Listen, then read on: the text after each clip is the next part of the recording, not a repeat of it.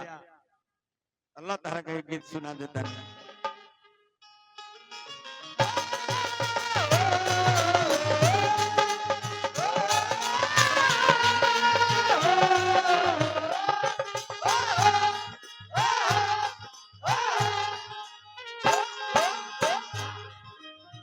मेहरारू अहमतिया आज से ए बाबा 25-26 वर्ष पहले के गीत हो वही बेरा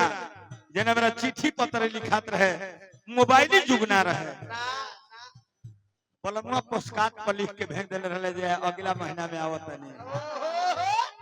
ई ना मतलब जे कौना दिन के आवत नहीं कौना गाड़ी से आवत नहीं स्टेशन का पजरे घर रहे जब ट्रेन आके खड़ा होके सो मेहरारू दौड़ के जाए यात्री उतरत रहे कुछ यात्री चढ़स बलमुआ ना लोकस भर भर आँख लोर लेके घरे आवस उनकर एगो बड़ दे आदिन गोतिन पिंकी देखली तो कहली रे स्टेशन पर कोनो स्टेशन मास्टर से पटमैन से झुराइल नहीं खेल कहली जी ना दीदी मेहरारू अपन दुख बताओ मेला पैसेंजर आके बीपी सिटी बजावेला मेला पैसेंजर आके बीपी सिटी बजावेला इरेलिया रोजो आवेले बलमुआ कबो न आवेला इरेलिया रोजो आवेले बलमुआ कबो न आवेला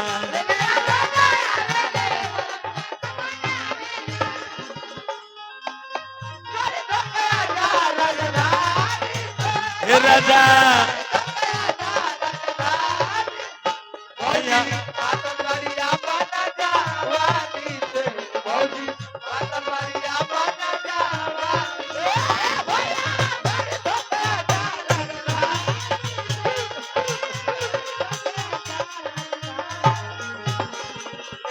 हमारा त्रिलोकी भैया जी प्रधान पद के प्रत्याशी बनी 100 रुपया पुरस्कार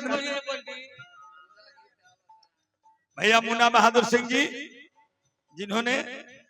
लड़ाई लड़ी जनता के लिए बिजली विभाग के सबसे बड़े अफसर एक्शन से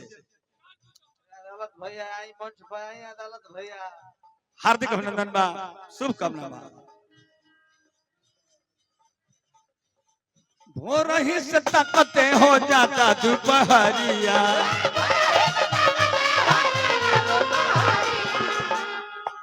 आज बलमुआ ना लौकेले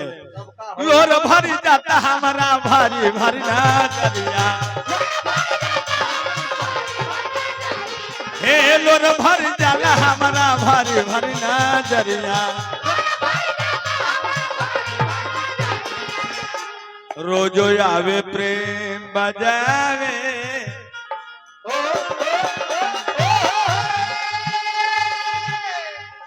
रोजो आवे प्रेम बजावे रोजो आवे प्रेम बजावे बने न भावेला इरेलिया रोजो आवे ले बलमुआ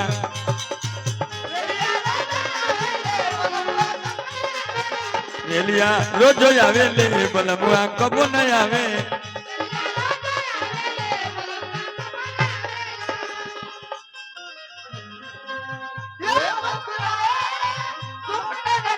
भैया मुन्ना बहादुर सिंह अभी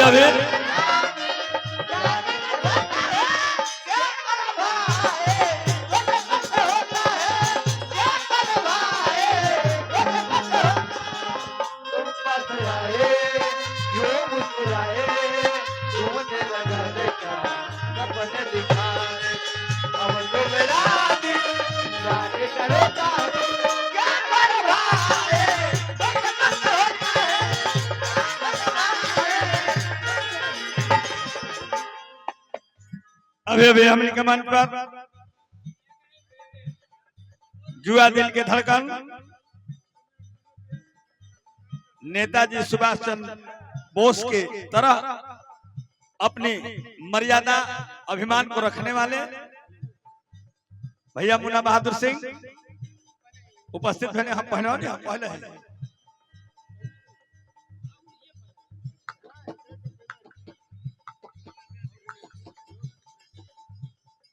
हाँ चंदन चंदन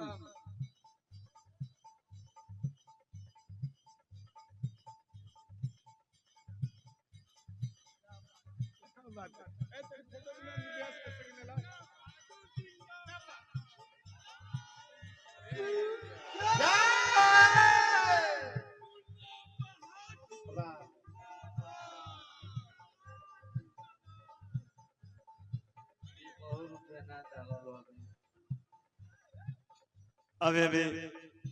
मुन्ना भैया के द्वारा पगड़ी बनाता हमारा कमलवास भाई के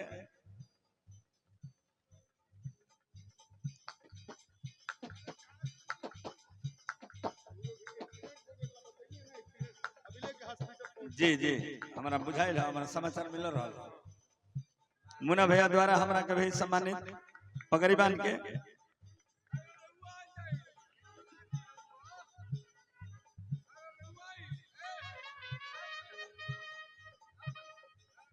कैसे के सही है हटोला के बतिया कैसे के सही है हटोला के बतिया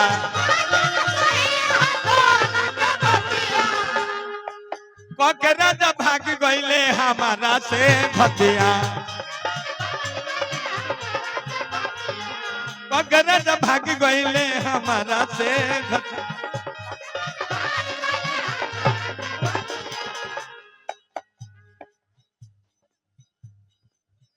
रोज आवे प्रेम बजावे